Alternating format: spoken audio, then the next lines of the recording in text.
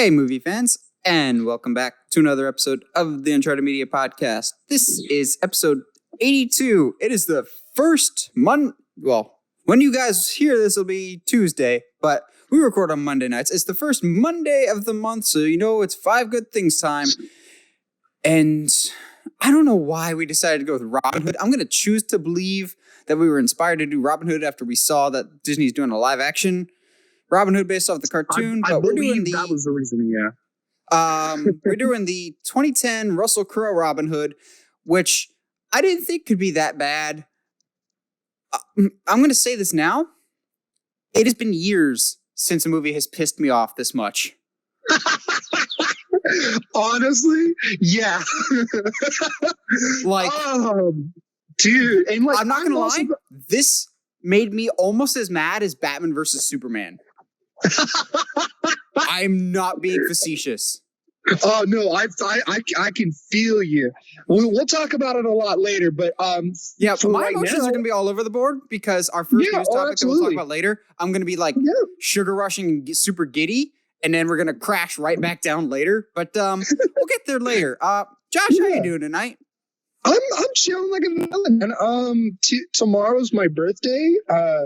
I don't really care. But it's just chilling. It is May the 4th. From all of us and from me, have a happy birthday. Don't do anything.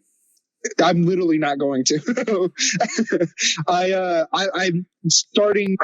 I've been in the process this week of starting a new job, and it's been nuts. So that's been fun. How about you? How are you doing on this May the 4th? Great. Heather and I, we binged the sequel trilogy on Disney Plus. Nice. Always a good time. And I will still die on the hill that I enjoy Rise of Skywalker. Bring on the hate. I still really, really enjoy that movie. Yeah, I'm with you on that. While Last Jedi has some good moments-ish. Yeah, I like Last Jedi. Yeah, the second half, I think the wheels start to fall off. It's just that it's a good movie if it wasn't trying to be a middle part of a trilogy. Exactly. In the spirit of Star Wars Day, I actually started watching the final season of Clone Wars. Fantastic. I'm watching like the last 3 or 4 just to see how it leads into Revenge of the Sith. Yes. That's mainly what I care about. Have you seen any? It just debuted today. Did you see any of the behind the scenes on The Mandalorian? I haven't yet. That's on my list of things to do. It's been an absolutely crazy weekend. I drove down to Texas and got all my stuff to move back up here to Tennessee now. So like we got home last night at like 8:30, and like we've been moving and grooving ever since. Like I had to unpack everything today so we get the truck back, but I haven't really gotten to do much this weekend. However, on this trip, I was just kind of scrolling through podcasts because it's a 12-hour drive, and you get that's bored. What you need. Yeah. So I don't know if you know this, but I didn't. JD and Turk have a podcast. Yeah. Fake Doctors, Real Friends. Yeah, I discovered in the trip, and and they just like talk to their friends, their castmates, and about the show. And oh yeah, man, I've been listening since the first episode. I know. I'm just discovering this. I'm sorry. Well, you're not that far behind. They're still like 7 or 8 episodes in. Yeah, I mean, but it's good. I'm enjoying it. So I heard the one with Judy or Carla, for those who don't know names. It's okay. I didn't know the name either. But yeah, man. Yeah, there's really no difference between their on-screen characters and their real life personas. There's really not. What has been interesting for me is hearing about the auditioning process and just like how the interactions between all of them actually went down, and how what we see on screen is actually very close to what was happening behind the camera. Yeah, like Dr. Cox was always like the guy that had been doing it long before the rest of them and actually had experience and was just like, yep, I know what I'm about. Yep, absolutely. And like Judy was apparently on her interview or her audition, she walked into the room where all the other women who were auditioning, all these Latinas, and she's like, the thing that struck her was, you know, the Latinas actors all kind of know each other, and she knew no one in the room. So that was it. It was like a little tidbit. I liked it. Well, I'm assuming you don't have anything this week for what you watching. Not really. I mean, besides Clone Wars, not really. I'm going to make an effort, probably tomorrow, to go pick up Mortal Kombat Legends. Yeah, I've been curious to watch that one. Actually, tomorrow, Heather and I will absolutely be watching Justice League Dark Apocalypse War. Oh. It gets released on digital tomorrow, and it's one of the few times that I'm not going to wait till DVD. Yeah. Because this is like the end of the DC animated universe, which I'm happy to see it end, but also I feel like they're hyping this up to be a pretty big thing. Yeah, I would agree. Is that going to be on the DC universe? Or I would hope so, but if it is, it probably won't be there until it's there on DVD. Fair. So I probably will just buy it through the Vudu, and it'll just be on the Vudu. Oh, man. Well, all right, dude. Something I have been watching, though, some stuff on Disney Plus. Like I said, watch The Mandalorian. It's just The Mandalorian Gallery. The first episode dropped today. Excellent behind-the-scenes look at The Mandalorian. You can tell it's done with a lot of passion. People are it's fantastic. Also, check out a show called Prop Culture that just debuted on Disney Plus. Basically, each episode they take a famous movie like Pirates or Chronicles of Narnia or Honey, I Shrunk the Kids, and this collector tries to find old relics and props from that movie. So they have one about Tron, and they find the old Flynn's light up sign in bad condition, and they restore it, and they find a whole bunch of lost props from Tron or the original Mary Poppins. It's really, really cool, actually. Nice, dude. And then the last thing is Heather and I actually binged I was about to say the first 2 seasons, but there is only 2 seasons of Fox's Scream Queens. Oh, okay. That's not something I thought you would watch. That's crazy. I had heard good things about it, and it's a bit of a mixed bag. I really enjoyed the first season. Second season got a bit weird because I hate when shows do time jumps, massive time jumps. Yeah. And they flash forward maybe a year or two, and they're just now we take place in a hospital, and as well as trying to catch a murderer, you have to do medical stuff. I'm that's not what I signed up for. Not at all. Although it was really gratifying seeing Taylor Lautner die. Oh, of course. And Heather can testify to this. One of the main characters in the show is Jamie Lee Curtis, already a win in and of itself. But she's the dean of a school, just like an H2O, which is already a win. But one of the episodes in the season 1, the killer is trying to kill her when she's in the shower. So they basically try and copy the Psycho scene. But for those that don't know, Jamie Lee Curtis's mom is Janet Leigh, the woman in Psycho that was killed in the shower. That's crazy. But the funny thing is they spin it on its head. So the killer opens up the shower curtain to see no one there. And then she beats the crap out of the killer and goes, "Are you kidding me? I've seen that movie 50 times. And I'm like, nice. Okay, movie, you win this time, TV. As a whole, it was a better show than I was expecting it to be. At least season 1. Because at its core, it's murder mystery with people dying all the time. You have to try and figure it out. Yes, it's a bit blatantly obvious at times, but still pretty good. My main issue with Scream Queens is second season was pretty weak. And also, I don't like it when bratty or annoying characters don't get their comeuppance, and that doesn't really happen. Yeah, that's annoying. Bad people, bad things need to happen to them at least once, but the bad people luck into good things. That's annoying. Also, one character just doesn't straight up come back for the next season, and they don't bother explaining it, and they're just she's fine. She's not back. I'm like, oh, okay, that's weird. Well, whatever.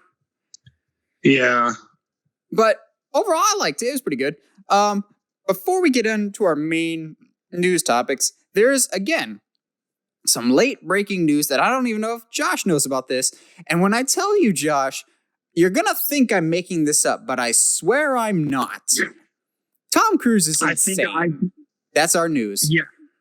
Wait, what is it? So Tom Cruise is just insane. When I saw this headline, I was like, Tom, you do know we were joking, right? You don't actually have to go to space. So Tom Cruise apparently is teaming up with Elon Musk and his SpaceX and NASA to produce the very first ever narrative-driven action-adventure film, which will be predominantly filmed in space.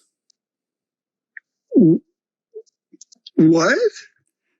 I'm not making this up. Tom Cruise is filming a movie in space. They didn't say that it's Mission Impossible 8 or 9, but I kind of feel like it's probably Mission Impossible 9. We were joking, Tom. You don't have to. You know he's actually going to do astronaut training and whatnot. And the good thing is astronauts don't have to be tall. Actually, they prefer to be short. Oh, dang. So he probably just is perfect for it. Yeah, probably, dude. But I'm not making this up. Tom Cruise is filming a movie in space. Okay, well, that's not what I thought we were going to talk about. I thought we were going to talk about Nicolas Cage playing Tiger King. I thought about talking about that too. That just makes me so excited. I still have not seen Tiger King, and I don't really care to. Same. But I will watch a Nicolas Cage playing as Tiger King. Nicolas Cage is literally one of my favorite people. So, with the Tom Cruise filming in space, it makes me think of that scene in Disaster Artist of, why did you recreate the alleyway when we're right next to the alleyway? It's like, Tom, why are you filming in space when we could just build a space set? Because it's real Hollywood movie. Yeah. I mean, I don't understand the point of filming actually in space. I see all kinds of pitfalls for that, and I just don't know if it's worth it. Maybe it was in his divorce agreement with Katie Holmes that he has to eventually leave the planet. Oh, jeez. I mean, there's no couches for him to jump on in space. Tough. That's tough, bud. That's oof. I'm trying to think of an alien pun. In space, no one can hear. In space, no one can see you run. Oh no! Hey! It'll set the record as the first Tom Cruise film to not feature a running scene. He'll find a way. How weird would it be though if Tom Cruise beats the Fast and the Furious movies to space? How funny would it be? How much of a twisty twist would that be if suddenly they cross the Mission Impossible and the Fast and Furious universes? I always thought it would be cool if Mission Impossible crossed over with the Bourne franchise. But that makes sense. Mission Impossible 9, they have to track down John Wick. Uh-oh. No, Bourne and Wick would be better crossover, but yes. Tom Cruise is nuts, and we could just leave it there. Ready to get into actual news? Absolutely. Because I'm a little giddy right now it has been a great May the 4th. It's probably been one of the best, and not just because I'm trapped at home.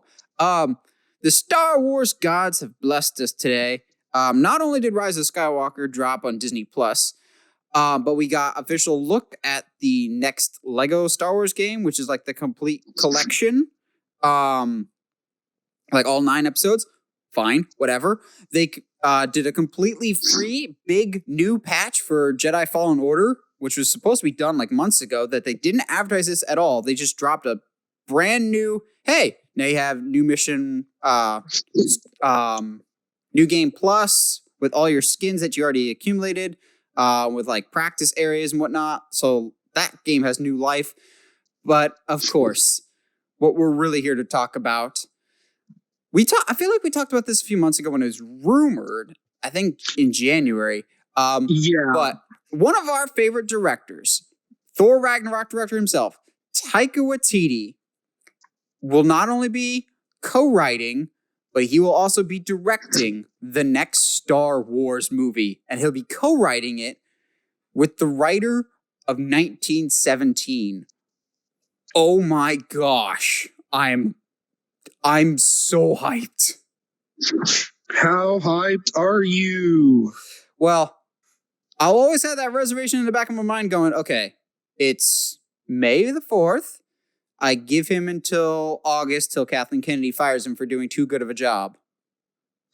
Jeez. But here's the thing. I don't think he'll get fired because he already has Mandalorian experience. And that went incredibly well. If you guys don't know, Taika Waititi is the guy that directed the season 1 finale with that fantastic cliffhanger. He seems to be, there's like that inner circle that worked on The Mandalorian, which rumors are that Kathleen Kennedy had very little involvement with The Mandalorian. That's why it was good. But I already love Taika Waititi, but seeing what he did with The Mandalorian, seeing what he has done with all of his films, he's done a variety of different things with a whole bunch of different genres. I just think this is an excellent fit. However, because Star Wars is full of just a bunch of mamby-pambies, there are already a bunch of idiots going, well, now we're going to have a comedy Star Wars, and I don't want that. I'm like, you morons do realize that the last movie that Taika Waititi did was a Holocaust film, right? And here's the thing, though, like Star Wars desperately needs some humor in it, man. Because, I mean, when your humor in your film is legitimately, and as much as I love it, is oh, they fly now? They fly now. They fly now. Oh, get out of here. Like, that's not... Okay, in Rise of Skywalker's defense, that line is awful, but there were a lot of other good, funny moments in that movie. Oh, yeah. But, like, we need better writing and moments that aren't like comedy that doesn't make you like roll your eyes. Regardless of that, though, Taika is like one of the best storytellers out there right now. Yeah, and also we've talked about it before. Yes, his movies are funny, but they also have good stories. But also, like, kind of the humor masks this overall sadness of the characters. Yes. Of like Ragnarok is probably the funniest Marvel movie there is. And aside from maybe Infinity War, it's also probably the saddest in terms of stuff that actually happens in the movie. Yes, absolutely. You have Thor basically losing his entire homeworld. He's stripped of most of his power. He gets put through the ringer. And it's still funny, but the humor like compensates the pain. And now that you've seen What We Do in the Shadows, there's a lot of humor in that. But did you also get like the undercurrents of pain of these guys maybe don't want to be vampires anymore? Yeah, especially when they get the new guy. At first, he's all about it, but then he there's an obvious shift of like, oh, like the reality of being a vampire, kind of sinks in, and there's an obvious moment of him going, yeah, I don't know if I want this anymore. Yeah, and Jojo Rabbit, again, has its funny moments, but again, it takes place during the Holocaust, and there's some gut-wrenching stuff that happens in it, and he's just a great storyteller, and then he's already in that Star Wars bubble. The work he's done on The Mandalorian is just perfect, but I feel like everyone's focusing on Taika Waititi, and rightly so, because he's one of my favorite directors. But let's not forget, he's co-writing the script with a woman that wrote 1917, the multiple-time Academy Award nominated in 1917. Still what I think is the best movie that's theatrically released this year. I know it technically came out last December, but didn't get wide release until this year. I still think it's the best movie of this year. I agree. And here's what would be amazing would be just to have, I'm just like thinking of 1917 in the view of what an actual Star War would look like. But with that filming, like, I'm just, bro, let's go. Like, let's totally go. I'm thinking he's the launching point for the new franchise, which will be like the Old Republic era. Mm-hmm. One of the details that I really hope they bring back, and I feel like he would be the one to bring it back, would be if they go like Old Republic, and have it like when the Jedi are trying to they have that random spat with the Mandalorians, and the Mandalorians start using slug throwers, which are aka like regular guns, and because they're like, oh, they can reflect the blasters, let's just shoot them. That's very smart, Mandalorians. Like, how dare you? I very much just want to spend time in the Old Republic. Like, I like the Skywalker saga, but I'm ready to explore the rest of the universe. Yeah, I think the reason the Old Republic has always fascinated me, at least outside of what the game gave us, is there's so much to explore. B, there's the opportunity for a Sith Jedi war, which I am always down for. I've always wanted that. Of like, what was it? Was it Knights of the Old Republic that had that old cinematic of like hundreds of Jedi versus hundreds of Sith? Yes. Oh, let's go. Like, people think that they're just adding new Force powers. Bro, just you wait. Which, rewatching it, and people are complaining of like, Rey has Force healing. That's never been established before. It's like, you do realize she has the ancient Jedi texts that were locked away on Ahch-To for hundreds of years. So maybe she does happen to know some things that other generations don't because she has old knowledge. Just on doesn't make me topic, like her as a character anymore, though. Yeah, no. But like, there's also, she's got the powers of Palpatine, basically, who legitimately can't die in a lot of ways, who was trained in, all those skills of Darth Plagueis. Like, there's no way that level of skill in the Force doesn't translate down through generations. Yeah, it's just such a sandbox for Taika to play in. And yes, I just think he's the right guy to get things back on track, and people will complain about everything. Overwhelmingly, I've seen positive reaction, but people still are just like, he's going to be too funny. I'm like, did you not see like half of his movies? You just know him from Ragnarok and What We Do in the Shadows. He does have other things, guys. Yeah, absolutely. This is perfect. I'm just glad they dropped this on May the 4th. It's been a good May the 4th.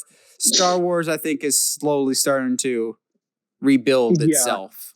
What I think will be interesting, and something that I think that we're going to tell a Star Wars story that just happens to be told in the same kind of genre as a Western, but do that for other genres. It's like, let's tell these stories in the Star Wars universe that just happen to be in other genres. Exactly. There's just so much opportunity. Now that the Skywalker saga is dead for now, I feel like now we can really explore the rest of the Star Wars universe, and that makes me super excited. Yeah, and in some ways, that unfortunately, it does. The Last Jedi and Rise of Skywalker kind of almost feel like, okay, let's get this series over with so we can get to the fun stuff. Yeah, kind of, which is unfortunate. And again, I was thinking about this while I was watching Rise of Skywalker. I think, and this is going to sound weird, the movie that hurt Rise of Skywalker the most isn't actually The Last Jedi. I think it's Avengers Endgame. Because I can see that. Everyone, both of them are the end of respective franchises, theoretically. But Endgame took the world by storm, and I think people were hoping and expecting after Endgame came out, going, oh, cool. Well, we're having a franchise ender with Star Wars. Star Wars more or less has to do what Endgame did. I'm like, that's not quite the same thing. And I think people are kind of expecting it to be the level of Endgame of wrap all 9 things up. And even Disney themselves, I think, got wrapped up in that of like, the marketing should never have been, we're going to wrap up all 9 movies. It should have been, we're wrapping up this trilogy, which in turn wraps up all 9. But I think people were expecting it to be like Endgame level huge, and it was not what that movie was supposed to be or intended to be. Yeah, and I would agree that they kind of got wrapped up in we got to end the series. It did hurt them in the long run, but it's in the past now. Now we can look forward to other things. And maybe if you are going to make an Old Republic, we can explore the Mandalorians more. We can explore the Sith more. We can explore all these cultures that we hadn't before. Yeah. Well, you talked about hurting. Somebody that's hurting right now, well, a lot of industries are hurting, but the movie theater chains are one of them. In particular, AMC Theaters, who I believe is, if they haven't already, they filed for bankruptcy just because they were in the middle of a big refurbishment before this whole thing collapsed with like their A-List, which is their subscription service. They're remodeling all their theaters. So they were already in a vulnerable position. Well, now AMC Theaters has gone and picked a fight with somebody, and I see both sides, and neither side looks particularly good in this. So AMC has now picked a fight with Universal Pictures, not like Universal Studios, a theme park, but like Universal, the company owned by Viacom, because Universal was more or less pounding their chest at the quote-unquote success of Trolls World Tour, which has made like $100 million in home video sales, which is really good. Well, but it's not to the same box office as the first Trolls, which was like 300 million. But Universal is just like, once the thing is all over with, we're going to have movies release theatrically and on VOD, to which AMC's going, no. You need to have all your movies release on the theatrical system before you release it on VOD, which, keep in mind, Universal decided to release Trolls World Tour on VOD without telling the theaters that were still under the impression that they would get World Tour when theaters reopened. So now AMC Theaters, some people were saying AMC and Regal, but Regal has put out a statement steadfastly declining that they are not doing this. But AMC Theaters has said that they will no longer be showing any Universal films going forward until adjustments are made and Universal agrees to show movies back in theaters. So that means no Halloween Kills, no Despicable Me, no Trolls, I guess. Any big franchise coming out of Universal cannot be showed in AMC Theaters. I'm going to play both sides here for a second. Yeah, go for it. This is a tough situation because I'm an advocate for the theater-going experience more than any other. That being said, I fully understand and realize that theaters are going to die in our lifetime. I mark my words, the theater-going experience has a shelf life, and I think Universal is trying to use the quarantine as a reason to expedite their transition to VOD, which hurts, but I understand what they're doing. That being said, I get why they want to have their cake and eat it too, of release some movies on video on demand, which goes, that money more or less goes straight to them, and then release some movies, like bigger movies like Halloween Kills, in theaters, which they have to split some of that with the theaters. The theaters, of course, are pissed about this because if a major studio is saying that they're going to release some movies on VOD and not going to theaters, that's a big cut of revenue that the theaters are not getting.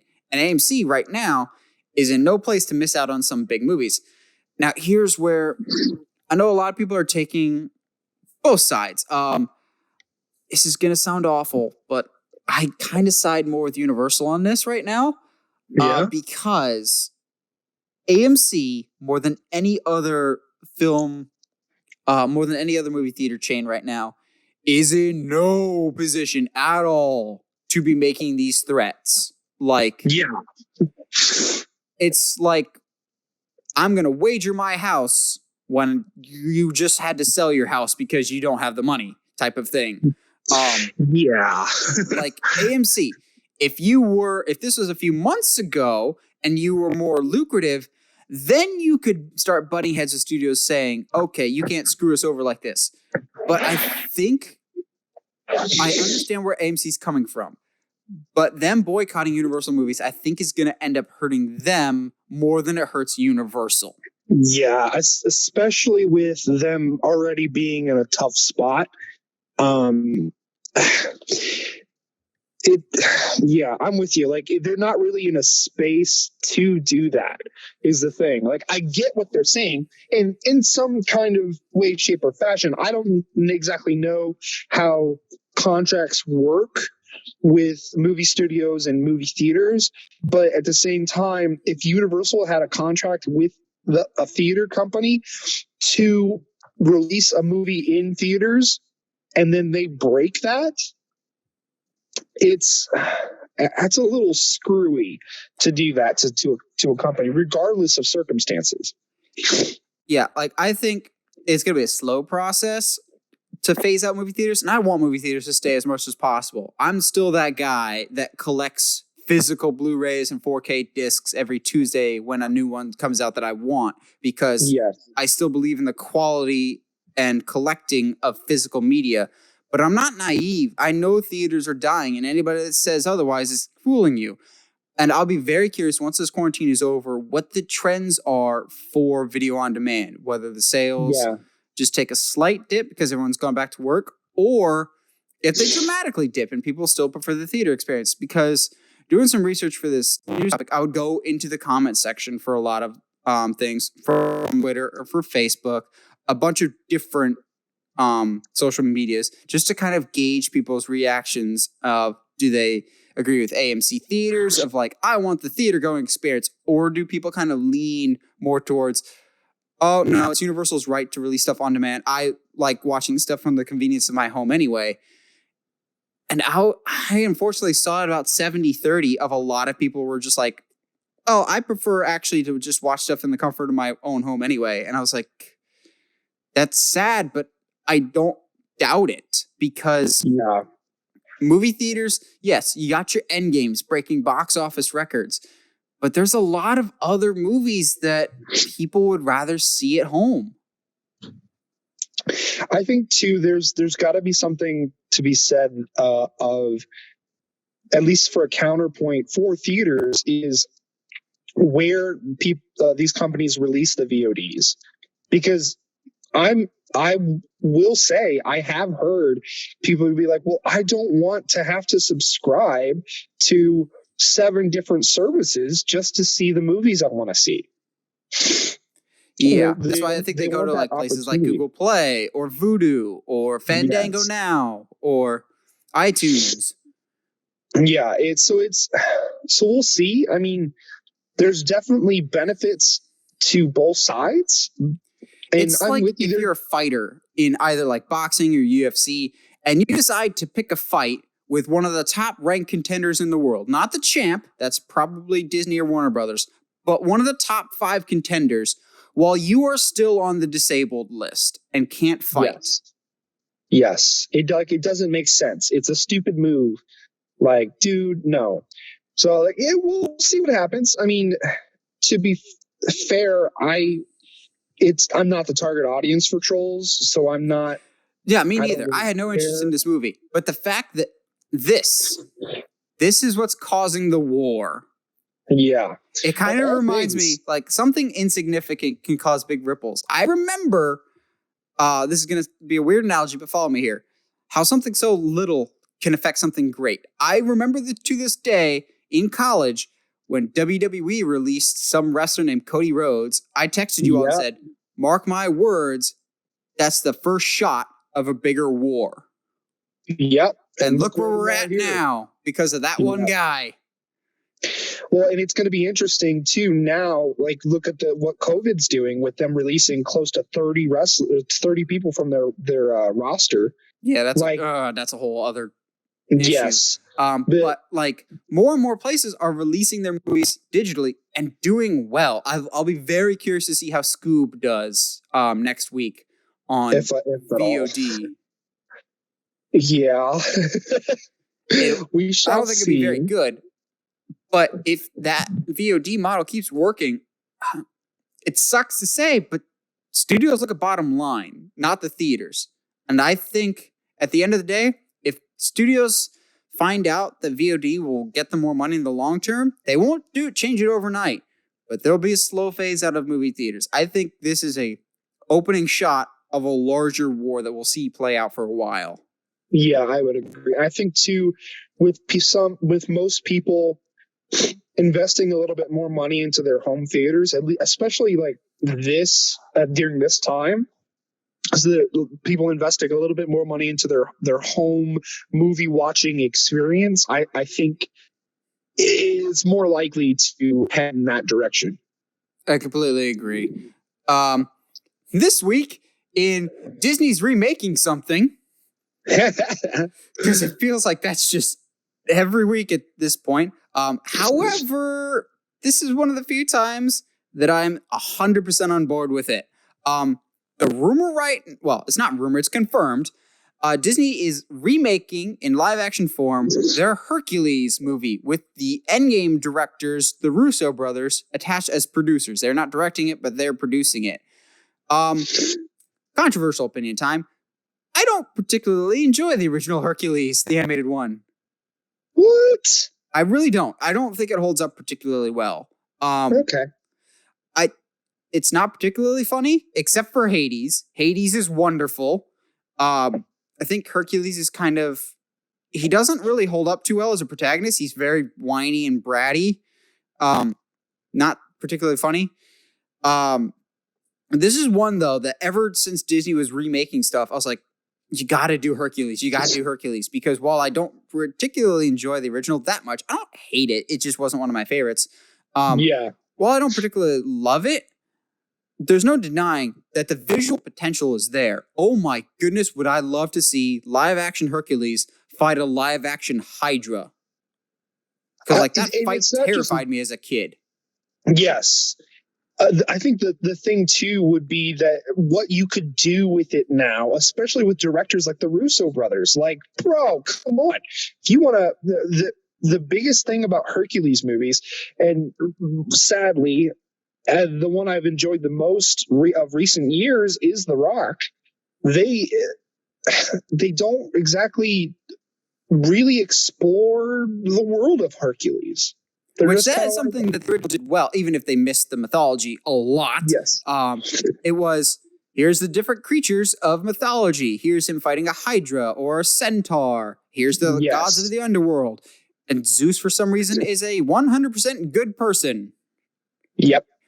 Don't know why, but okay. So, how long until we get it confirmed that Chris Hemsworth is Hercules? I hope not, actually. I think it is, just because almost every project that the Russo brothers have worked on, some form of a Marvel character has been in that movie. Their first non-MCU one was 21 Bridges, starring Chadwick Boseman, aka Black Panther. They just did Extraction on Netflix, starring Chris Hemsworth. They got Buck Cherry, I think is what's coming out, with Tom Holland, Spider-Man. It more than likely, some form of an MCU actor will be in the movie as the lead. I just feel like Chris Hemsworth would be too easy. Ned from Spider-Man is our Hercules. Let's do it. I don't know. No, Tom Hiddleston is Hades. Yeah, no. Actually, no, the casting that I was like, okay, that's a little too perfect and I'm uncomfortable by this is Pain and Panic, Hades minions, like the two annoying sidekicks. Yeah. Played by Awkwafina and John Mulaney. Yeah. All right, so anyway. Isn't that just a little too spot on? Yeah, just honestly, mainly because I want more John Mulaney in my life. Yes. Also, there's already a petition to have Danny DeVito return as Phil. Please! Oh my goodness, That's one of the few that would actually, legitimately hold up. Mainly because he's a short little man and he looks like his character. Yeah, he'd be really, really funny, I think. I agree. This is one of the few that I'm actually excited just because I think the potential is there. I agree. Now, probably prove on it. Yeah. We'll see what happens. And make it more serious approach. See, but also the thing on that is that I feel like remakes of Hercules have always been serious. Yeah. Have some fun with it, at least. Yeah, I mean, and that's why I think I enjoyed The Rock's Hercules so much, is because they did try to do something different. Yes, it was serious. Yes, it was a Rock movie. But they did something unique in that they were like, well, we don't know if Hercules is actually a god. He's really strong and brave, but we don't know really if he is. Let's just not get let's just not get Ridley Scott to direct this, please. Go away, Ridley. We need you to go away. Because he just keeps copying and pasting Gladiator into movies that it doesn't really fit. But we'll talk about that later. Yes. So you also wrote down the notes, and I had seen this, that Hercules is not the only one that Disney is eyeing, and that there are discussions about doing a live action. Stitch is the Caillou of Disney. Oh no! He is. He's a trouble to make messes. Doesn't get in trouble for it ever. Oh my goodness. Okay, yes. So, but in my opinion, this would be the opportunity to make it into a better film. Do I love Lilo and Stitch and have a soft spot for it? Yeah, because I watched it as a kid and loved it as a kid. Rewatching it now, I'm not as big of a fan. But no, Lilo and Stitch to me is in the same boat as Emperor's New Groove. It's in a dark spot in Disney's timeline. Wait, you don't like Emperor's New Groove? I hate Emperor's New Groove. Oh, we're about to fight now, bro. Well, at least with Emperor's New Groove, I can pinpoint why I hate it. Cusco is the worst protagonist in a Disney movie, and he doesn't change as a person. Okay, I'll give you that. Anyway, he's just Tony Stark as a llama. Yep. He's okay, yeah. All right. Whereas Lilo and Stitch, I feel like they're just like, oh, wow, the merchandise sales for Baby Yoda are excellent. What's another plush figure that we can just make in live action? Yeah. Sir, we still have a lot of unsold Stitch toys. Let's make it happen, guys. The issue is, I don't know how they're going to make not as a movie, but as merchandise, because he's been everywhere. I don't know how you don't make Stitch horrifying to look at. Yeah. Like, I don't know how you have that conversation. But that's why I've only seen it rumored in pre-production. Like, so to me, it's not necessarily confirmed. I don't want to live in a world where we have a live action Lilo and Stitch, but they still won't do a Treasure Planet or Atlantis. More Treasure Planet. At least for the first 10 minutes. It's just, because Lilo and Stitch is just there for merchandising, and that's it. Yes, it is, unfortunately. Like, okay, this is weird, but Lilo and Stitch is a better movie if you take Stitch out. And you just focus on Lilo and Nani trying to survive? Nani. And surviving. And the sisterly Disney characters ever? I love you some Dave. How's Nani? My boy Dave. David's great. Hercules I'm excited for. Lilo and Stitch, resounding no. That's a no from me. I mean, but wouldn't you just love to have a live action Cobra Bubbles? No. No, because Michael Clark Duncan unfortunately already passed away. Stop! Don't make me sad about this. And no one else could be a live action Agent Bubbles. Except for maybe Terry Crews. I would pay more to see Terry Crews as Agent Bubbles. Whatever. Let's move on to one that's odd, to say the least, but could hint at things, or it could be nothing. It could be either one. That's why this is kind of odd. So, Sony, spoiler alert, likes to put the cart before the horse. I don't know if you know that, Josh. Planning Spider-Man 4 and 5 before they were finished with 3, or 2. Setting up Sinister 6 before they were done with Amazing Spider-Man 2. But before Amazing Spider-Man 2 was a colossal dud and the worst Spider-Man movie ever made, they had a whole bunch of plans of what they were going to do post that, like a Sinister 6 movie, a Black Cat and Silver Sable movie, aka Silver and Black, which, okay. Apparently the Silver and Black project never actually died, and it still has somewhat of a mild heartbeat, as the creator of that movie is still hoping for life in the project However, she wants to see it turned into a Disney Plus series.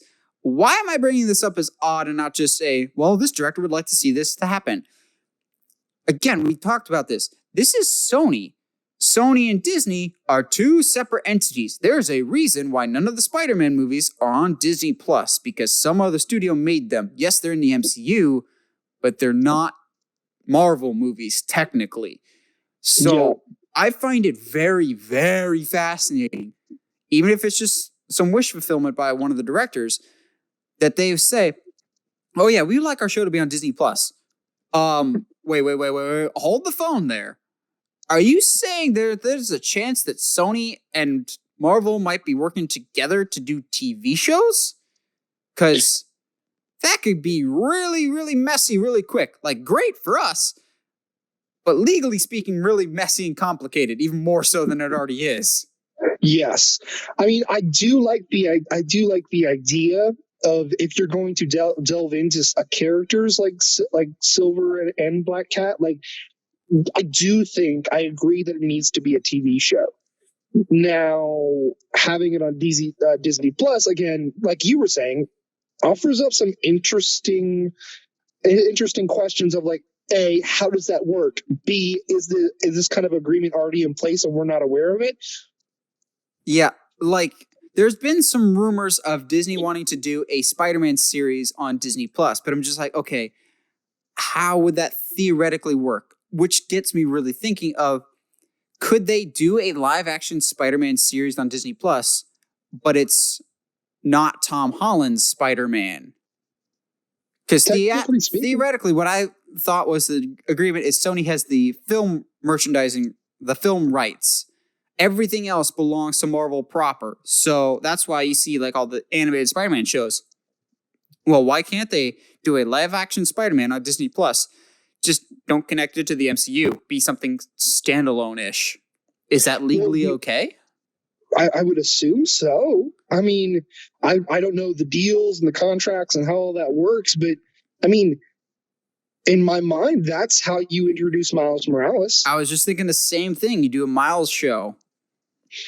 And like, I would eat that up. Are you kidding me? Let's go. I think my favorite thing right now that I've seen is, I don't know if you might have tagged me in it. I'm not sure. But there was a list someone made of the differences between Peter Parker and Miles and like why Miles is better. And the first no, that definitely wasn't me. No. So the number one thing was that Miles can hug his parents. Oh. Which, if it was Amazing Spider-Man 2, Peter could at least hug his dad. Oh, stop. I don't want to talk about it. I don't want to talk about it. Well, even in the comics, Miles can't do that, technically. Technically. Depends on when. But anyway, yeah. No, Spider-Verse TV series, please. It would be interesting to do Miles. I actually think doing Silver Sable and Black Cat in that kind of form would be the best idea as well. Not because I don't think they're big enough, but I think they're complicated to just drop. They're a little too complicated to just drop in a film. Also, I think Disney, this may not be at all connected, but I think Disney is smart and may have looked at the box office for Harley Quinn and the Birds of Prey, which were secondary characters, female-led hero, not particularly marketed well. I think that's the main thing that hurt it. But I think Disney might be looking at those stats going, we think this might work better as a show first, and then you can maybe transition it to a movie. Yes. Especially if you plan on, I don't know, actually committing to the idea that your TV shows are connected to your movies. Yeah, which makes me think at some point we're going to get reboots of Daredevil and Punisher and everybody else, because I've been saying it since day one, Netflix is not connected to the MCU. Although that's the best Punisher that we've ever had. I don't think I think they won't recast Punisher just because Punisher is not PG-13 and the MCU is PG-13 and proud. Yes. Like it can live in a pocket universe with Deadpool. They just drink beer and hang out. Yeah. Which this gets me thinking, though, if we get Spider-Man shows on Disney Plus because they're not technically theatrically released, how excited would you be in either animated or live action form if we got a Spider-Man 2099 series in the style of Batman Beyond? I'm down. I'm so down. I think, yes, Miles is exciting, but Spider-Man 2099 has a lot of possibilities, which I still feel like we might explore that in Into the Spider-Verse 2. Yeah, I think that's what they're going to end up doing anyway, so. This is interesting that Sony's like, peeking over the fence a little bit. Oh, I see you got a nice little streaming service over there. I guess we're on good terms now. Can we talk about that streaming service you got there? Which, honestly, if they brought this, some of the Sony properties, if they could figure out that deal, like the library of Disney would expand as well. Because I don't know what Sony's going to streaming wise. It's not going to HBO Max. It's not going to Peacock. I don't think. Sony's its own thing. So I don't know. Yeah, it'll be interesting to say the least. Well, let's move on to something that I know you are not interested in, but I know a large grouping of people are interested in. Space Jam 2. Starring LeBron James in his never-ending quest to prove to everyone, I'm better than Michael Jordan. Please believe me. See, I'm going to out-Jordan him and be also teaming up with Bugs Bunny. Okay.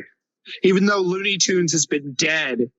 That's the big issue, I think, is the last Looney Tunes movie we got was in 2006 in Back in Action. And it was okay, but that box office wasn't stellar because, like you said, Looney Tunes isn't relevant. But LeBron James has officially revealed the new logo and title for this next Space Jam called Space Jam: A New Legacy, starring him, Don Cheadle, and Bugs Bunny, naturally. I'm not going to lie. I'm at least curious about this one. And I'm going to say something so sacrilegious, I'm sure all the 90s people are going to come and find me and kill me. Space Jam isn't as good as you remember it being. No, it's not. But there's some good, really funny, like topical references. Like there's a Pulp Fiction reference. But Michael Jordan is one of the greatest basketball players of all time. He is not one of the greatest actors of all time. No. But I think also the thing about Space Jam was it was at the peak of people that watched Looney Tunes. It wasn't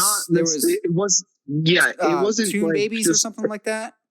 Yeah, like it was peak. Yeah, so a new legacy. I like the name? Don't get in the logo. I like the logo too. The logo's pretty sweet. Yeah, so I'm at least intrigued now as to what they're gonna do with this world of Looney Tunes that there's no real audience for right now. So I'm not the biggest NBA guy, but I know enough.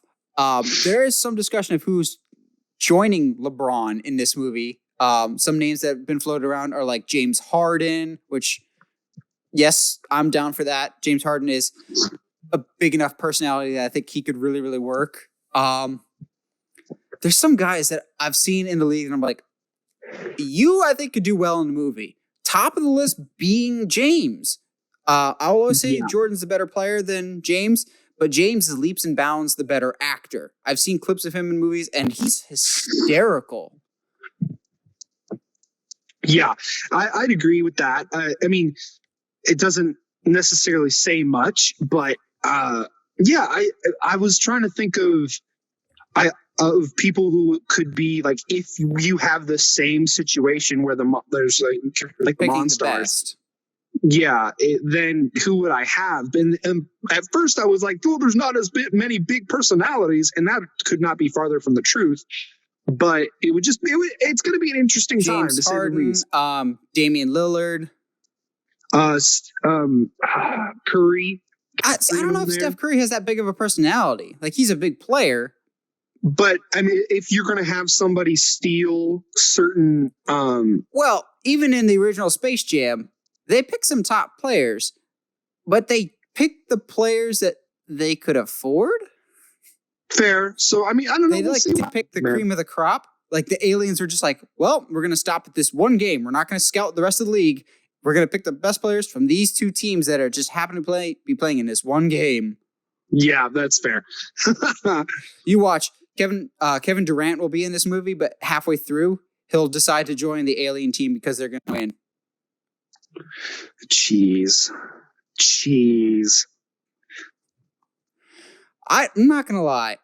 While I'm not the biggest fan of the first one, maybe because I saw it later or just, I don't know, whatever reason, I'm cautiously optimistic about this one at least. I think there's some interesting talent attached to it. LeBron's funny, and maybe this will be the shot in the arm that Looney Tunes needs. To me, they're like Muppets. Both desperately need a franchise revival. Yeah, I mean, I don't know, dude. I think I'd be more psyched if, for whatever reason, instead of the Looney Tunes, it happens like with the Animaniacs. Okay, I'd be down with that. Yeah, but like that doesn't exactly work because it's a separate technically a separate universe. So I don't know. Yeah. Moving on to our last news topic of the day, we have a trailer. In a time that we're so devoid of trailers, any trailer we will jump on real quick. And so, Josh, you pointed this out to me, and I watched it, and I'm very curious, nonetheless, about a new HBO show called Lovecraft Country. Josh, yes, kick us off with your thoughts on this trailer. So, okay, if anybody has watched it, you might have accidentally stumbled across it and forgotten about it because to me, it's a very forgettable trailer. But that's more just because it doesn't want to give away too much, I think. I mean, that's what I'm telling myself. But basically, I don't even know the main character's name, but he moves home, finds out his dad's missing. His dad leaves him some information on where to find him, and he goes there, which just happens to be someplace actually called Lovecraft Country. With a big old picture of Cthulhu right on the map. Yeah, like, okay, bud. And then the trailer kind of devolves, in my opinion, into what looks like an adult Stranger Things. I was thinking the exact same thing. It looks like if HBO was like, okay, Stranger Things maxes out at TV 14.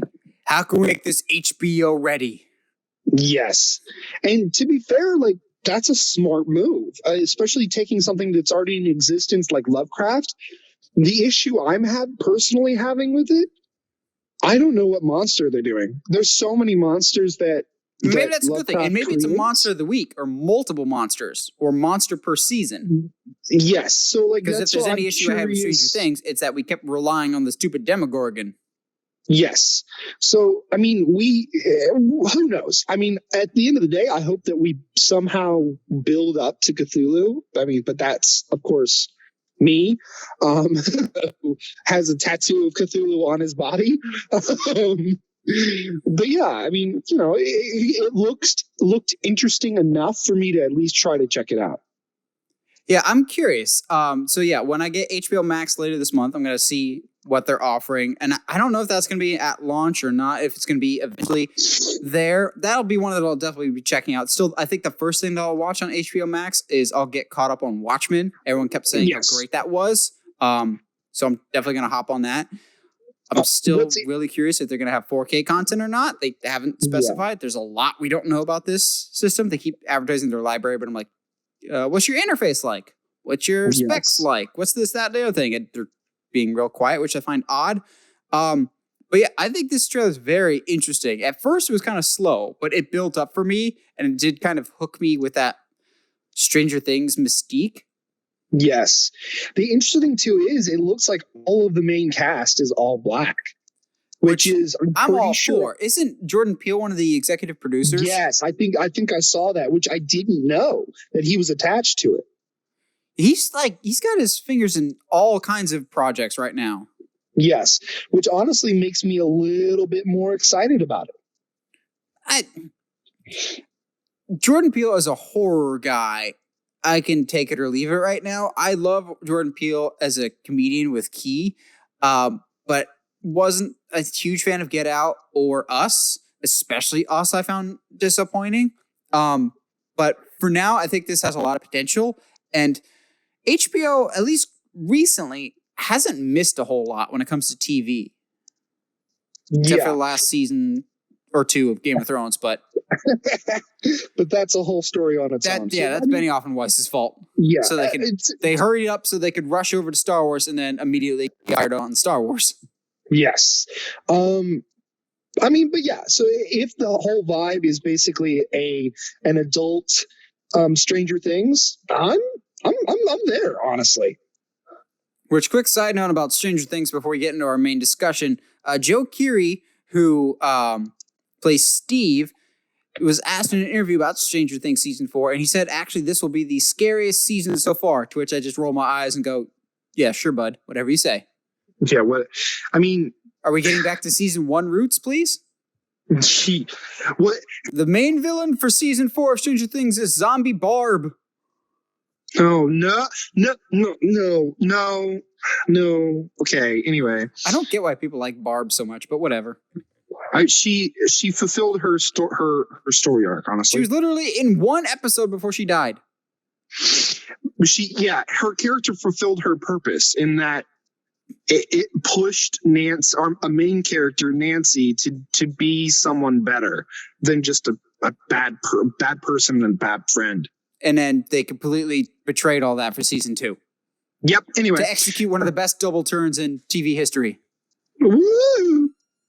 But, Josh, you got a sponsor for us this week before we get into our rant-filled main discussion? It was tough, dude. It was, let's go with, oh, geez, what was the name of the truck company I used? I think it was like Budget or something like that. I don't remember. But they ended up being so much cheaper than U-Haul, and little shout out to U-Haul. If you guys have any moving needs, or storage needs, never go to U-Haul. They'll overprice you, and it's the worst. Anyway, this movie. So, okay, I will start off by saying I did think it was going to be worse than it was. But that's also because I've seen it before and remembered it being awful, and it wasn't as bad as I remembered it. But that's not saying that it wasn't. I had heard going into it that it was bad, and I was suckered in because, as we'll talk about later, it starts on a strong note. Yes, like a really strong note. We'll talk about that later, and then it nosedives so hard, I actually had to physically make myself watch it. I almost shut it off so many times, and I feel so bad for Heather because she's in the next room watching TV, and I'm in our room watching this movie, just yelling and screaming and just swearing at the TV of, did they even read a Robin Hood book? So before we get into anything, there's just so much I got to get off my chest about how they dropped the ball on this. Basically, anything you know and love about the Robin Hood lore is thrown out the window for this in favor of a new edgy take. Robin Hood as a great archer. He shoots a bow like maybe 3 times in the entire movie. Robin and the love of his life, Maid Marian, are now in a forced marriage that she doesn't even love him at first. And she is not royalty, she is a farmer. Robin of Locksley, that's his name. He stole his identity from some dead guy that he meets on the side of a river and then steals his crap and feels, I need to return your sword to your dad because reasons. Yeah.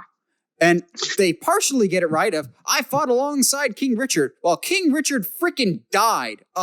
No, that's not how it goes in Robin Hood. King Richard's fighting off in the Crusades. That's why evil King John takes the throne as an interim king with the expectation that Richard will eventually return. He doesn't die. Yes. Yep. And also, did you remember that the Sheriff of Nottingham, the Joker of the Robin Hood universe, look at me getting all angry about this, but the Sheriff of Nottingham, believe it or not, is actually in this movie. You wouldn't know because he only has 3 freaking lines. He doesn't do anything. Oh, it's the Sheriff of Nottingham. It's the one villain that Robin Hood has besides evil King John. And yes, we've got the classics like Little John, who is just called Little John for no apparent reason. And he's known Robin for a while. They fought in the war together. And Alan Ade and Will Scarlet, they're all in a group together, and they didn't meet each other in the woods. Robin didn't start off his crusade. He becomes an outlaw at the end of the movie. I don't know why he's an outlaw. King John just goes, yeah, he's an outlaw now, as opposed to he killed one of the king's deer and one of the king's men. That's actually an outlaw offense. That makes sense. Yeah, he doesn't steal from the rich or give to the poor, which is basically Robin Hood 101. Doesn't do that at all. And he's just there to be gladiator, except in green and in England. I hate this movie so much. Oh, dude, this is great because I knew what I was getting myself into when we picked this, but you had no idea. I didn't realize they were just gonna just completely crap on all of Robin Hood lore. Yes. Which I grew up reading Robin Hood like feverishly. I read Robin Hood, King Arthur, Treasure Planet, 20,000 Leagues Under the Sea, Treasure Planet, Treasure Island, Three Musketeers, all those classics. So I didn't think I was like a diehard Robin Hood fan. But all the memories came flooding back of, this ain't right. Oh, this ain't right. That ain't right. This is so much. No. Yep. How could you just mess? It's like they went out of their way to piss off people that read Robin Hood. Like every single detail is wrong. Yep. You know what's crazy though? And this is actually, in my opinion, one of the 5 good things.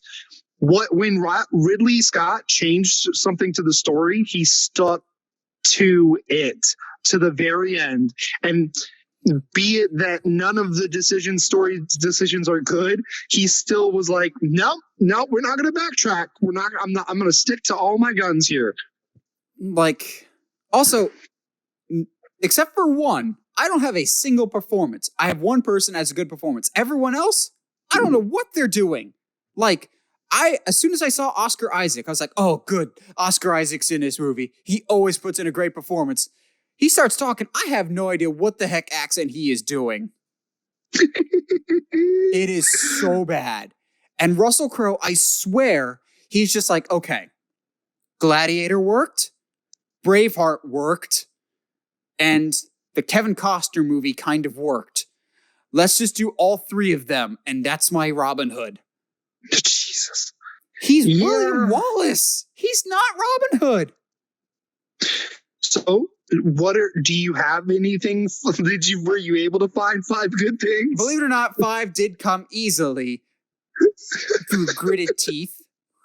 Number 5 is actually the entire costume and aesthetics department. Like, okay. I felt at least, while none of the performances or the story made me feel at all like I was in a Robin Hood, if I muted the TV and just looked at what was on screen, yes, I could immediately tell this is a Robin Hood / Crusade era story of, would I have liked to see them in Lincoln Green? Because that's the color that they wear. That specific shade, Lincoln Green, yes, I would have. But they're wearing what I figured they would wear. The costumes were excellent. I don't think a Robin Hood movie needs to have as big of a budget as this one did, but you could see the budget put to at least somewhat good use in its aesthetics. Yes. Like the costumes and the buildings and just the production design across the board was excellent. Like, it was so spotty. At times, I could tell Russell Crowe, oh, you're dressed up like Robin Hood. Other times, oh, so we're King Arthur now, I guess. It fluctuates, but when he's in like actual Robin Hood gear, okay, that's supposed to be Robin Hood. And the costuming and overall production design was a plus to me. Yeah, I would agree with that. And I think at the end of the day, like, as far as the world itself that this creates, regardless of story changes, the world itself feels like, yeah, this looks and feels exactly how this would look and feel, and if this was a real story, if this was actually happening. Yeah, it's just it's like Last Airbender. Once they open their mouths or start telling what the story is, just no. Yeah. And I don't know about you, but Robin Hood is supposed to be fun. This movie was depressing. And not just because sad things happen. There's not a lot of sad things happen. It's just bleak and dreary for no real reason. But my number 4 on this is The Merry Men. Because, you know, I think this is going to be you're reaching for that one, I think. No, so here's the thing. When we're not like being bleak and sad and we're actually partying and stuff, the Merry Men are the people that I want to be a part of that. When when they first get to Loxley, I think to Nottingham, sorry. When they first get there Nottingham. And the first thing they do is party, and like they show scenes from that party. It was like that seems like these guys feel like guys I would love to hang out with and be around. Now they only say their names once.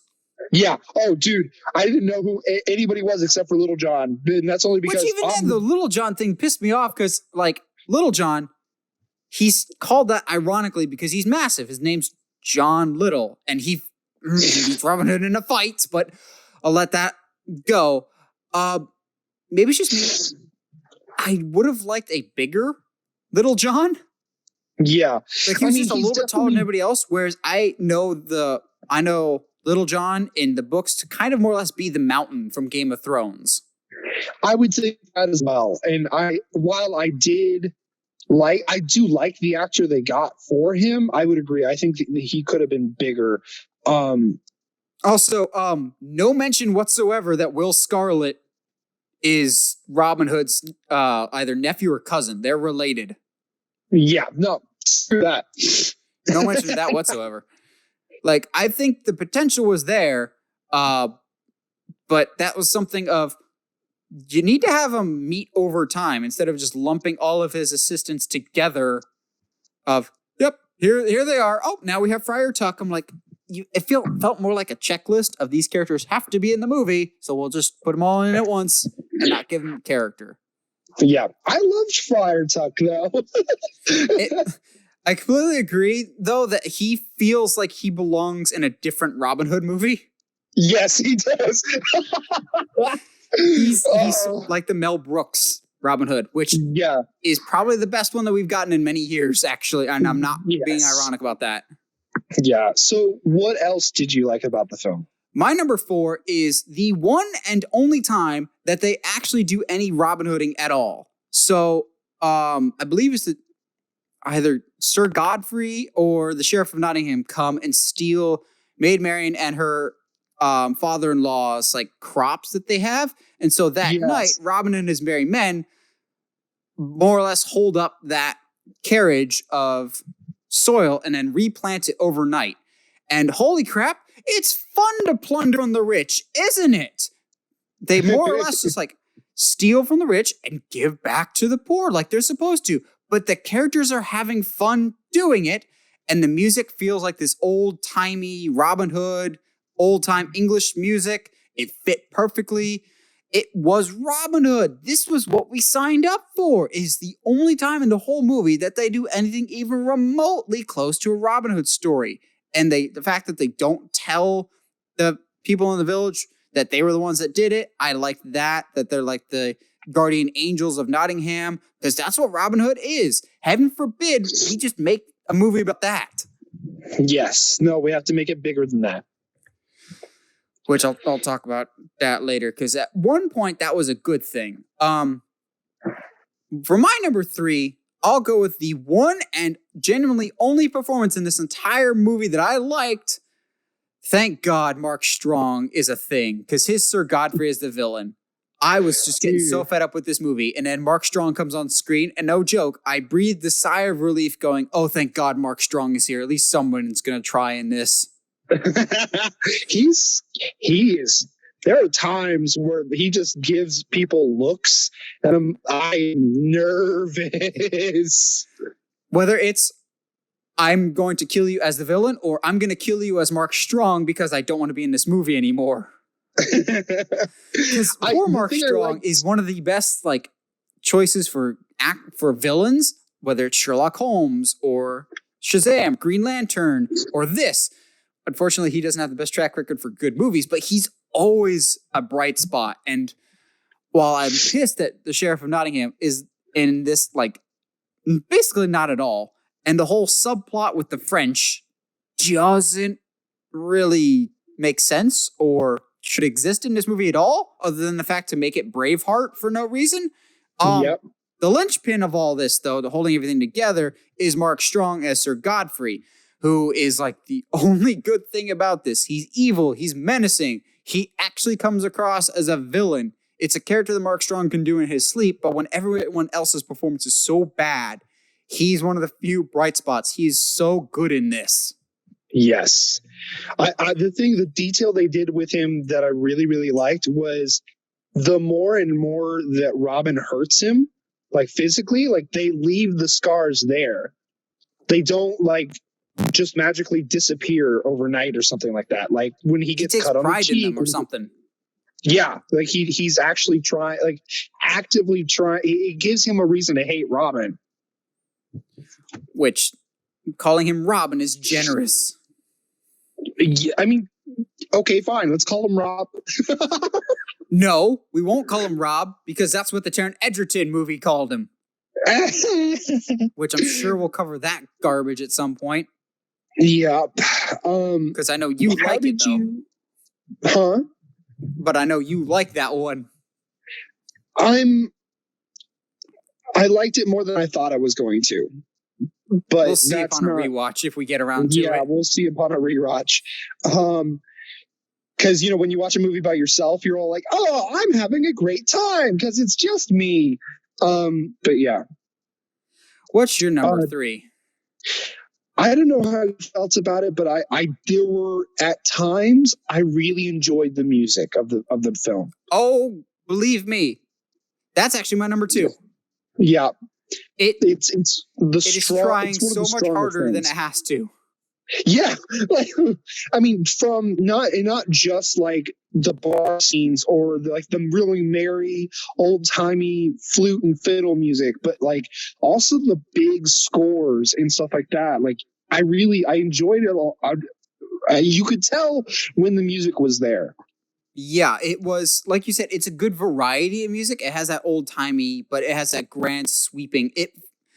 Ridley Scott was more or less trying to copy and paste Gladiator and Braveheart, and more or less just like melded the scores because like he had these big grand speeches from Robin Hood of uniting the Englishmen and the grand sweeping music underneath it, which is fantastic. Like I've listened to soundtrack music on its own, and Robin Hood will occasionally come up, and I'm just like, well, when I get around to watching this garbage, at least I know the music is excellent. And it was better than even I expected it to be, and the variety was excellent of big grungy music and epic for the war fights or the old-timey stuff for when they're actually in Sherwood Forest. Which, do they ever call it Sherwood Forest? I think they call it something forest. I think they just call it the forest. Yeah. Yeah. And they never really give context to where the forest is in proportion to the kingdom. Yeah, I mean they give it in context to its proportion to where it is, like with Nottingham, which I did kind of enjoy the little orphans, like that. I don't get their point. I don't either.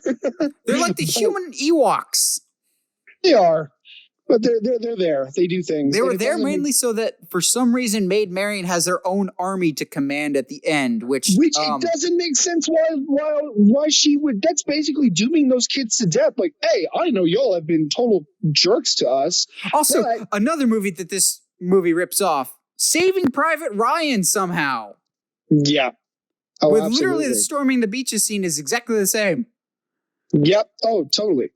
Yeah, why was Maid Marian fighting at the end? I don't know. Maybe it's a contract of the lady that played it. Kate Blanchett? I didn't mind her. No, but again, she didn't have a whole lot to do. And the whole I hate you. And then I literally love you the next day. Oh, yeah, I completely forgot about my husband that has died and you're taking his place for some reason, which let's talk about that for a second. Okay. Everyone knows Robin Hood ends up with Maid Marian. That's just the established Robin Hood canon.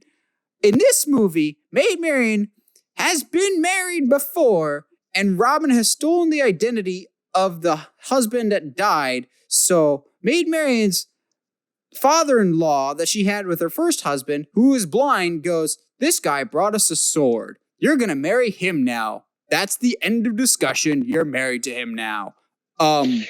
Say what? Okay, here's the thing, though.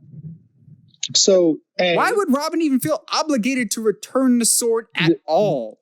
Yeah, that's yeah. But to their credit, there's when they're walking and talking through Nottingham, she does mention they were barely married for even like 2 or 3 months before he left for war. Her original husband. It still makes me pissed though that the fact of Robin of Locksley, the one that we know is the actual Robin Hood, dies 20 minutes into the movie, and Robin steals his name. Yes. The other thing is the reason he get that Lord Locksley gives is like, when I die, all of this land can't go to you. It has to go to a man, unfortunately, because of the society. So in order to take care of you, marry this dude. Now it doesn't make sense. Why is she a farmer? Yeah, I mean, because she's Maid Marian. She's in the castle. No, see, but on a certain level, she's not. It never says that she's a princess. It never says like but she is a like lord or lady kind of situation, and that doesn't always equate to castle in those days. But also, Robin meets her later. Like this has a weird timeline of. It's like the Gotham of the Robin Hood world. Yeah, and there's certain aspects of it that I can defend on, like, I understand why they made this decision or that, but at the end of the day, the timeline's so screwed up, it doesn't end up making sense. No. Excuse me. What's your number 2? So despite him not putting on a good performance, there's certain things that they do with Prince/King John that make me absolutely hate him. True, I did hate him, but I don't know if it was his performance or if I just hated him. Well, I mean, because, okay, for me at least, I'm the kind of person that after I've realized that somebody doesn't care about the accent that they're doing, I was like, okay, that's how you talk now? Fine, whatever. I kind of accept it, which is, not necessarily a good thing on my part. But once we get towards like the climax of this film, there's certain little things that he does that I'm just like, oh, you're that guy. Oh, I want to punch you so bad. I did feel that at the end when, spoiler alert, he burns the agreement that everyone made, which I'm just going, how does that not immediately start a riot that ends with your head on a pike? Yeah, that's the other thing. Is like it's literally just because he's a king. He's the king. But like at the same time, like how I think that was the emotion that it was supposed to invoke, in that how are we not revolting against this guy? Which that's kind of how the King John story ends, is in the Robin Hood stories, he signs the Magna Carta. Yes. And also, he gets humiliated because King Richard returns. But that can't happen now because he's dead. Also, another big gripe I have is King Richard is established to be a good king. He's kind of really an awful person in this movie, King Richard. Yes. So I think what Ridley tried to do is make this closer to reality. And while admirable, it doesn't work for a supposedly fiction story. Like, Robin is supposed to be loyal to the king to a fault, whereas this one he's just like, yeah, he's the guy that I follow orders from. I don't particularly care about him either way. Yeah, and then the king's like, be honest. What do you think of my reign? And then Robin's honest, and the guy's like, you're an honest man. I hate that you're an honest man. Yeah. And then puts them all in shackles. So it's like, really? Like, That's what you're. Get out of here, dude. To the point that when he dies, I'm just like, I'm pissed that you kill off King Richard, but also you're fine because that's not the King Richard that I know from Robin Hood. Yeah, exactly. Which is funny that I didn't realize until he died who was playing him. The bad guy from Wonder Woman. Yeah, I was like, oh, hey. And also the bad guy from X-Men Origins Wolverine. Yeah. Poor guy. Poor dude. He's a great actor. He just can't seem to get good projects. It's like they tried to replicate the success of the Marcus Aurelius character from Gladiator, who was awesome, and Dumbledore, but it just wasn't the same. Like, so much of this movie was, well, let's just try and copy the success of Gladiator, right? Yeah. But a decade has passed, and Ridley Scott is not the he was when he made Gladiator. Yeah. What's your number one you got there, bud? My number one is the part that fooled me into thinking the movie might be better than I thought it was. And that's the opening fight and the opening stage when they're storming the castle. Yeah? Yeah, I mean, because that is a great scene. Because in all the Robin Hood stories, we know he's just come home from the Crusades fighting alongside King Richard. And I've always thought it was cool if we got to see that. And the fight scene, okay, this is not necessarily Robin Hood, but it's something familiar from the Robin Hood that we have not actually gotten before. But it doesn't violate any of the pre-existing rules of Robin Hood lore. Of this is an actual Robin Hood prequel. This is what happens before he's Robin. Yes, we knew he fought in the Crusades. Let's see him in the Crusades. He's an archer in the infantry. Let's see that in action. And it was really cool warfare. I liked seeing him fight. It was a great set piece, great practical effects, believable fights. It was just the Robin Hood that we knew before Robin Hood, and it didn't feel like a Gladiator clone. Yeah, I'll give you that, yeah. Which is funny that that's your number one. Is it your number one too? No, because my number one is actually on the opposite end of the movie. The last 5-10 minutes feels like like the actual Robin Hood is about to start. It's the only reason it feels weird for me is because it's preceding the whole movie that it just preceded, and it comes out of nowhere. But at the same time, it's like, oh, here we go. This is the Robin Hood I came here for. And then cut to credits. Yeah, exactly.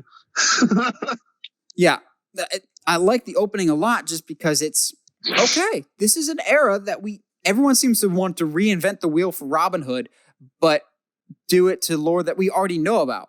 But Ridley Scott, at least for this part of it, was like, no, let's go to before he's Robin Hood, right before, and figure out what he was doing in the Crusades and give this view of the Crusades. I don't mind King Richard leading these fights and maybe having some regrets about what he's doing, but he's still comes across as an awful person. It's a great action set piece, and I'm like, okay, maybe this won't be too bad because there seemed to be camaraderie among the men. The action was pretty good. The music was excellent. Russell Crowe looked like he was trying. And then for some reason, he gets in a fight with Little John, which that's not how that goes down at all. And the king puts him and his friends in the stockades, and the king dies. Yeah. It goes way off the rails. Yeah, I mean, so at the end of the day, are there 5 good things about Robin Hood with Russell Crowe? Yeah.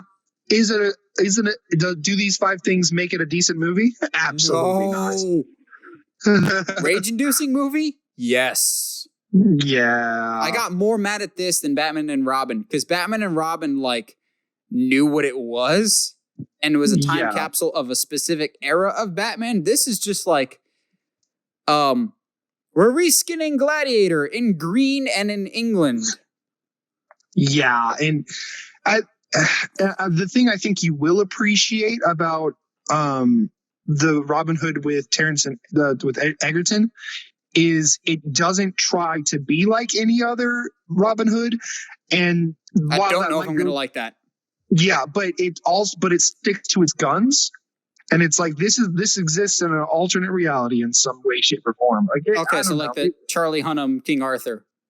Yeah, except with the better actor. Which Charlie Hunnam can be good. Again, watch Lost City of Z. He's excellent in that. Also true. It's any last minute thoughts before we thankfully let this one rest in peace, like AJ Styles? No, not really. I mean, at the end of the day, it's not really worth watching. There's nothing really good about the movie. There's good parts, but I can't recommend this as a Robin Hood fan. And even if you know nothing about Robin Hood, I still wouldn't recommend this movie to you because while there's big action at the beginning and the end, not a lot happens in the middle, and it's way too long. Yeah, it's. And we just watched the regular version, not the unrated version, so that we could judge it fairly from what people in the theater saw. I don't need an extended cut of this. Yeah, I think at the end of the day, like the whole point of, the whole point of Five Good Things is to try to find five good things that maybe could potentially redeem a movie from being absolutely awful to being okay.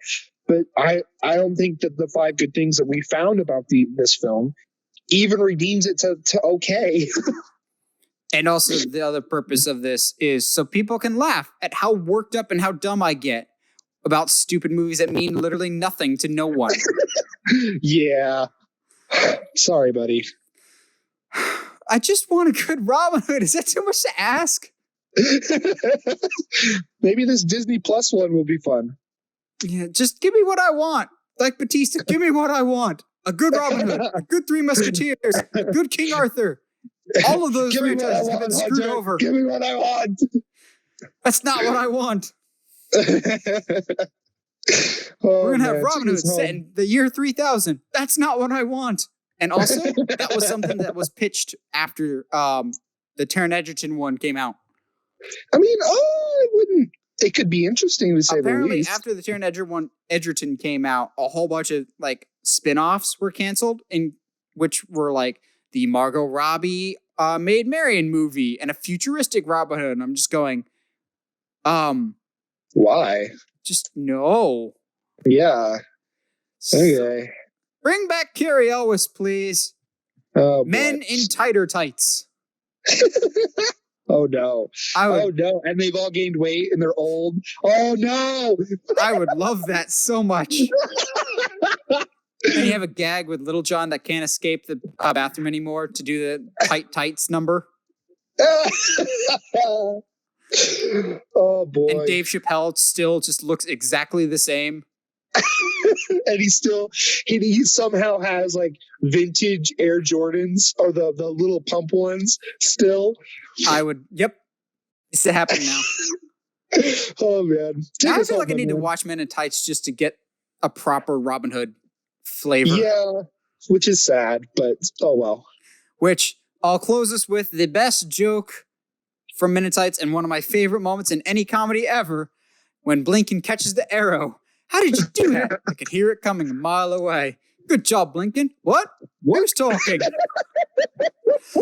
Well, what do you guys think about Robin Hood 2010? Let us know in the comments below. We always like hearing from you guys. And as always, if you like what you hear and you want to hear more, subscribe to us on whatever audio platform you're listening to us on, whether it's iTunes, Spotify, Google Podcasts, or YouTube. And if you haven't already, subscribe to us on YouTube at Uncharted Media. And as always, stay sharp, movie guys and gals.